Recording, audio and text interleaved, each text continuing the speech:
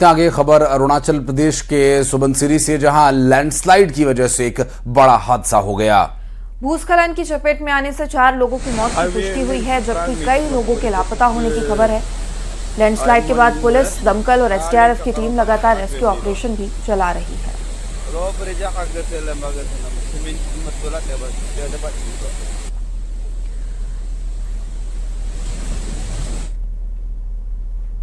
और इधर सिक्किम के ग्यालशिंग में लैंडस्लाइड के बाद लोगों में दहशत का माहौल है। दरअसल इस लैंडस्लाइड से रिम्बी इलाके में करीब 28 परिवार प्रभावित हुए बताए जा रहे हैं। हालातों को देखते हुए सिक्किम प्रशासन ने प्रभावित लोगों को तत्काल सुरक्षित जगहों पर शिफ्ट किए जाने के निर्देश दिए। और ये तस्वीरें डरा देने वाली तस्वीरें हैं, जहां से आप देखिए पहाड़ का एक बड़ा हिस्सा किस तरह से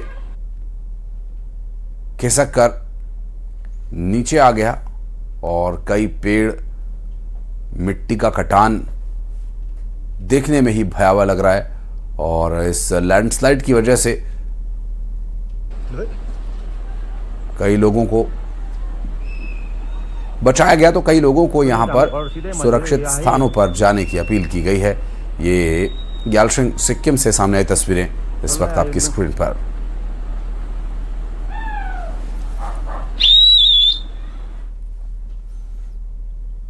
जापान के टोक्यो में भारी बारिश के बाद आई बाढ़ ने तबाही मचा दी है। चिबा प्रीफेक्चर के कई इलाकों में सड़कों से लेकर रिहायशी इलाकों तक पानी भरा हुआ नजर आ रहा है। दरअसल इस बाढ़ के चलते सैकड़ों गाड़ियां पानी में फंसी हुई हैं और इस बाढ़ में 5 लोगों की मौत होने की भी खबर सामने आई है। तो वहीं हजारों लोग इस बाढ़ की वजह से प्रभावित हुए बताए जा रहे हैं। ये टोक्यो जापान से सामने आई घटना, जिसमें बाढ़ की वजह से हालात चुनौतीपूर्ण बने हुए हैं।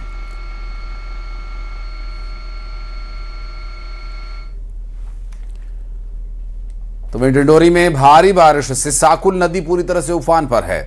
बता दें कि रायपुरा लालपुर मार्ग पूरी तरीके से बंद हो चुका है, जिससे दर्जनों गांव का शहपुरा से संपर्क टूटा और लगातार बारिश से नदी का जलस्तर भी बढ़ा हुआ है। तो डिंडोरी की तस्वीरें, जहां पर साकुल नदी के उफान में होने से अब गांवों तक पानी पहुंच गया है और लगातार सड़कें बंद है। गांवों का संपर्क शहपुरा से टूट चुका है। लगातार हो रही बारिश के चलते साकुल नदी का जलस्तर बढ़ा हुआ नजर आ रहा है और अब गांव वालों को परेशानी का सामना करना पड़ रहा है।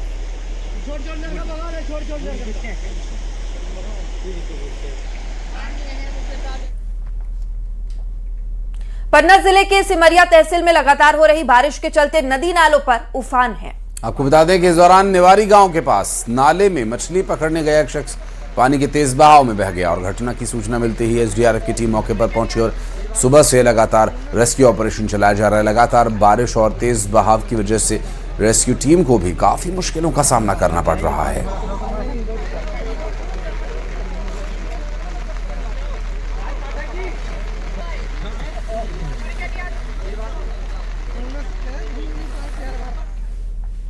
और मध्य प्रदेश में सरकार ने खाद की बिक्री पर रोक लगा दी है। आगामी आदेश तक खाद की बिक्री बंद रहेगी और इससे खरीफ सीजन में किसानों की परेशानी बढ़ गई है। प्रदेश में करीब 82 लाख किसान प्रभावित होंगे और इनमें सबसे ज्यादा धान उगाने वाले किसानों की टेंशन बढ़ गई है, क्योंकि कृषि विभाग के मुताबिक भारत सरकार ने IFMS पोर्टल पर दर्ज स्टॉक और खाद विक्रेताओं के वास्तविक स्टॉक का मिलान करने के लिए ये रोक लगाई है। रोक और विपणन संघ सहकारी समितियों, मध्य प्रदेश एग्रो और निजी खाद विक्रेताओं के केंद्रों पर यह लागू रहेगा।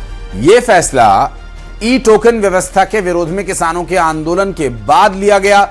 किसान संगठनों को यह डर है कि खाद की बिक्री पर रोक से फसल प्रभावित हुई तो भारी नुकसान हो सकता है। बिक्री कब शुरू होगी, किसानों को खाद कहां से मिलेगी, सरकार ने कोई व्यवस्था नहीं की। कालाबाजारी का खतरा भी बढ़ सकता है।